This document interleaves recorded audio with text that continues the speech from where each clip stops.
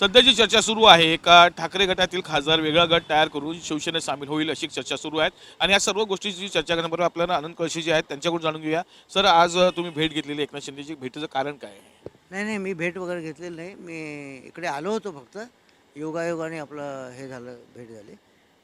तर यामध्ये पक्षांतर विरोधी कायद्यामध्ये अशा स्पष्ट तरतुदी आहे. पॅरा 4मध्ये जर संसदीय पक्ष आणि मूळ राजकीय पक्षामध्ये जर फूट पडली आणि त्यातले 2/3 सदस्य जर बाहेर पडले आणि त्यांनी वेगळा गट स्थापन केला आणि तो गट तो पक्ष त्यांनी दुसऱ्या एखाद्या पक्षात विलीन केला, तर त्यांचं सदस्यत्व राहू शकतं आणि ते अपात्र होऊ शकत नाही, अशा स्पष्ट तरतुदी आहे. आणि आता नुकतंच उदाहरण द्यायचं म्हणजे ममता बॅनर्जीचं पश्चिम बंगालचं उदाहरण आहे.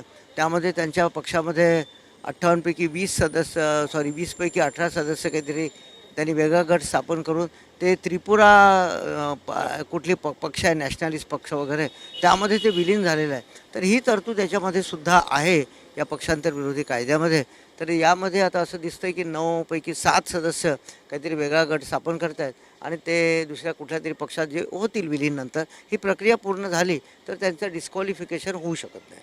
पण नक्की एकंदरीत ठाकरे गटांचं अशी एक चर्चा सुरू आहे की 7 जण बाहेर पडतायत, वेगळा गट करतात, तर ते होऊ शकतं म्हणजे प्रॅक्टिकली. हे होऊ शकतं, प्रॅक्टिकली होऊ शकतं, पण त्यांना विलीन व्हावं लागेल ते कुठेतरी. आणि असले हे प्रकरण आपल्या महाराष्ट्राचे शिवसेनेच्या बाबतीत किंवा NCPच्या बाबतीत सर्वोच्च न्यायालयात अजूनही प्रलंबित आहे. त्यावर सर्वोच्च न्यायालयाने अजून निर्णय दिलेला नाही आणि तो निर्णय लवकर यावा अशी माझी एक घटनेचा अभ्यासक म्हणून अपेक्षा आहे. घटनेची तुम्ही अभ्यास करत, आज नंदनवरती भेट झाली, त्यात अशी चर्चा सुरू झाली काय, असं काय का? नाही, त्याचा याचा काही संबंध नाही. धन्यवाद.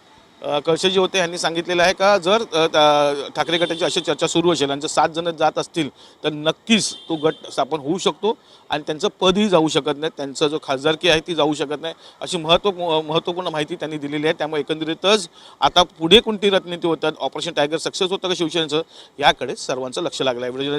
नरसिंगसह कपिल राव, झी मीडिया, मुंबई.